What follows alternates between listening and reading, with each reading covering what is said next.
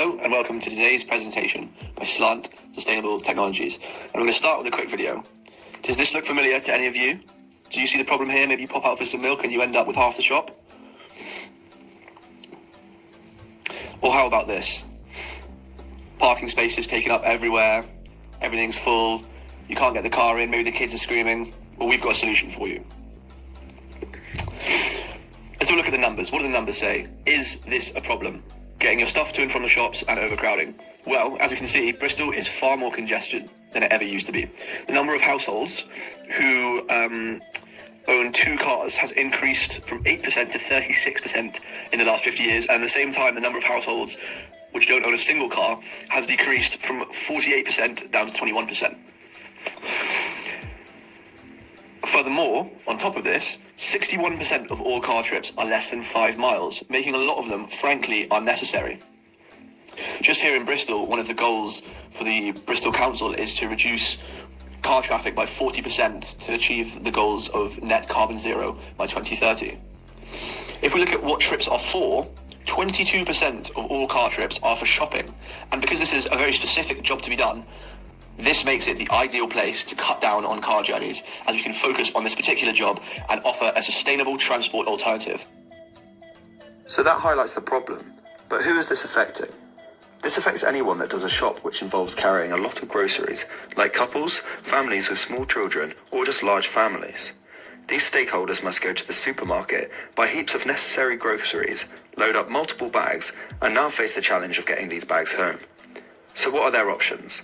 They can walk home, which is challenging with kids and bags, get a taxi or an Uber, which is expensive, get a bus, which is inconvenient, or drive, which is bad for the environment and comes with other issues like parking.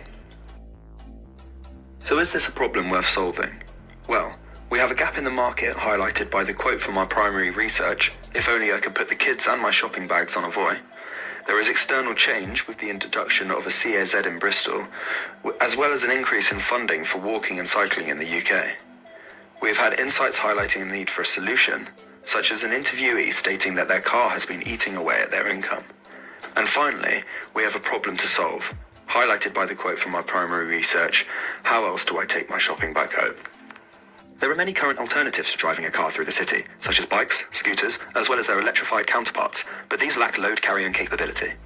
An option which does have load carrying capability is a standard cargo bike, but these are heavy and therefore difficult to ride in a city as hilly as Bristol.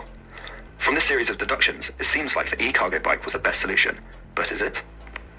If we look at this chart from a study conducted in Brighton, we can see that the desire to own an e-cargo bike is there, but the likelihood of people buying is not. So why is this? This can be attributed to the cost, the need for storage, the chance of theft, and the maintenance burden of an e-cargo bike. So if e-cargo bikes aren't the answer, then what is? And our answer to this is the sustainable, lightweight, affordable, novel, transformable, power-assisted e-carriages. Why do we call it the transformable?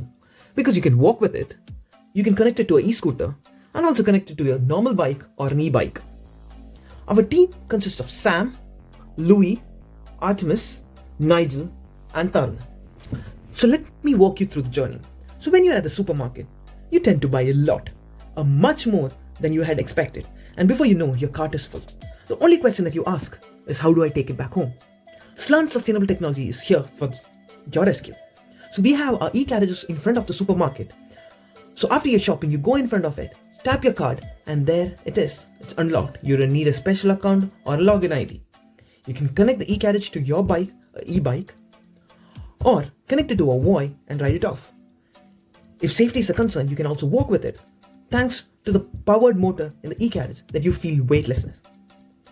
So once you're back home, what do? You just leave it in front of your house.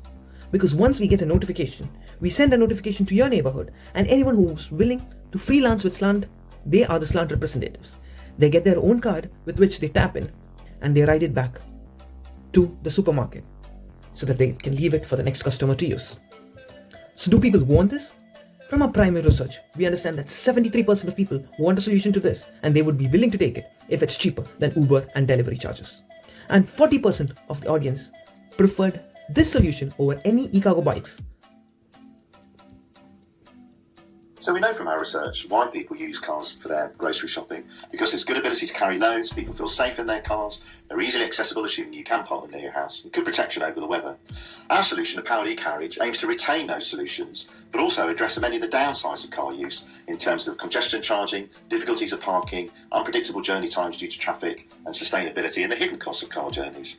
Our solution, the powered e-Carriage, also attempts to address some of the downsides of e-bikes, which is an alternative use to cars that people have looked at in terms of they need a lot of storage and their security issues. So what the e-Carriage does maintain is you can carry loads, you have predictable journey times, low running costs, it's a sustainable form of transport, and a key one is that bottom one, easy to adopt. So many people want to reduce their car use, but they still have safety concerns regarding cycling on the roads. With the powered e-Carriage, it's weightless to the user, but you can tow it with a scooter, you can tow it with a conventional cycle, or crucially, you can just carry on walking. So very easy adoption curve, addresses a lot of the safety concerns people have over cycling. Okay, so what about market traction? So our primary research showed we asked people how they actually travel to the supermarket, and our results were very consistent with the National Travel Survey with a sample size of 16,000 people. And we found that there is a significant proportion of people who walk to the supermarket, but they get a bus or an Uber back, and we know there's many shortcomings with buses and Ubers, so that would be our initial early adopters, we suspect. But where we're really wanting to target the people is the people using their car for the supermarket. By reducing many of the frustrations around parking, particularly unloading shopping, especially when you've got small children near your home, we think we can make that a lot less stressful experience. And for those that are walking to and from the supermarket, their walk back, either with or without children, would be much easier with this weightless powered e-Carriage. So, what about the competitive landscape? Well, we've done a lot of searching to see if there are any services offered by supermarkets to help customers take their shopping home. And so far, we can't find any. Supermarkets have looked at e-bike schemes as a way of delivering online orders, but nothing for customers to actually help them get their own shopping home. So we suspect the main competitor to our solution actually is online shopping. Why don't more people do it? In fact, 85% of shopping is still in store. That's even post-pandemic. In our primary research, we tried to identify why that would be. In fact, in our research, it was 98.5% of shoppers still shop in store. The main reasons for not increased online shopping were reduced range, difficulty of obtaining the preferential delivery slots. People felt they were missing out on special offers. And the inappropriate sell-by dates of lots of products, particularly meat. And also people were annoyed by the substitutions where they ordered one thing and the supermarket delivered the other. So how do we turn this opportunity into a financially viable business for the customers and for us? To maximise demand, renting our carriage will cost an average of £4 depending on time and energy used by the rider. We assume that with this pricing model, each carriage will get an average of 6 rides per day. Multiply that by a fleet of 20 carriages per supermarket and we'll have £480 of revenue per day or £175,000 of revenue per year. We will also run advertising on our carriages, allowing us to bring in an extra £24,000 per year from charging monthly for ads on our carriages. These two income sources come out to roughly £200,000 of revenue per supermarket per year. What would that cost us though?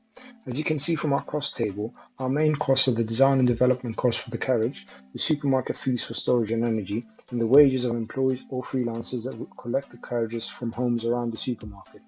Combined with the £44,000 it will cost us to produce a fleet of carriages, our total cost comes out to £157,253, which after tax leaves us with £31,460 in profit.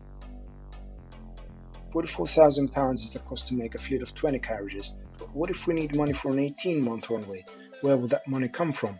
Looking into various sources such as this award and the money being poured into sustainable transport, we could estimate that we could get £71,000 of funding from grants and government funds. The remaining £17,000 will be our own personal capital, split evenly amongst the 5 of us. Here, you can see that our revenues and profits grow exponentially over the years due to the growth potential this business model provides. By year 5, we estimate that we will have revenues of upwards to £3 million with a net profit margin of 25%. What does our future look like and how are we going to achieve the figures I was just talking about? First step is to get a client with which we can iterate and test our model, perfecting it in every way imaginable. We also have to protect our business and our creation. Talks with IP lawyers have already taken place to establish a patentability, and financial provisions have already been placed. Scaling up is another key step. We assume that each year we will be doubling our supermarket locations, giving us 100% year-on-year growth.